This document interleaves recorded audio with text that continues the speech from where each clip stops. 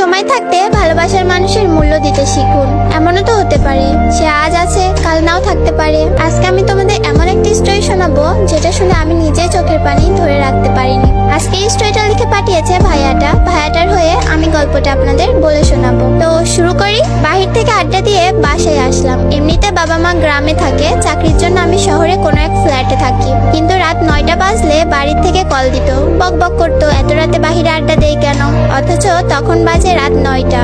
আসলে 9টা তেমন বেশি না, তবে পরিবারের কাছে একটা চিন্তার বিষয়। কি করে সে? যাই হোক, বাসায় ঢুকে ফ্রেশ হলাম, তখনই মোবাইলটা কেঁপে উঠলো। যে দেখি প্রিয় মানুষটার কলটা রিসিভ করলাম ভয়ে ভয়ে, কেননা একটু আগে তাকে রিক্সাতে উঠিয়ে দিয়েছি বাসার দিকে। আর এত জলদি কল রিসিভ করার পর সোজা বলে উঠলো, নিচে আয়, তাও তুই করে। আমি বলছি কেন?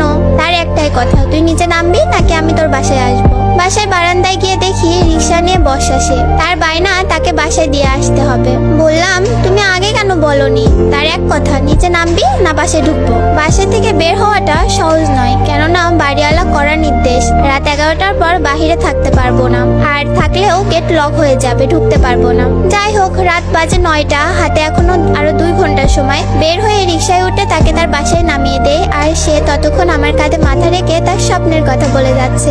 দেখতে দেখতে তার বাসার সামনে চলে আসলাম। পরের দিন কল, আজকে কি ঘুরতে বের হবা? আমি বললাম আজ অফিস আছে, তারপরের দিন যাব। সে বলল আচ্ছা ঠিক আছে।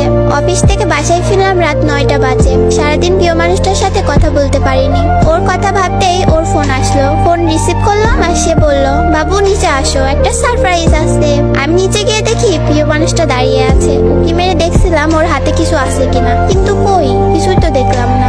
ভাবলাম পাগলিটা চুমু খাবার জন্য এসেছে, তাই ওকে চুমু খাবার জন্য ওর দিকে এগিয়ে যাচ্ছিলাম, কিন্তু আমাকে ধাক্কা দিয়ে পিছিয়ে গেল আর বলল এখন চুমু খেতে হবে না, রাতে অনেক খেতে পারবা।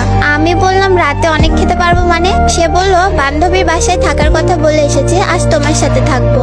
আজ তোমার সাথে থাকবো, তোমার বুকে মাথা রেখে ঘুমাবো।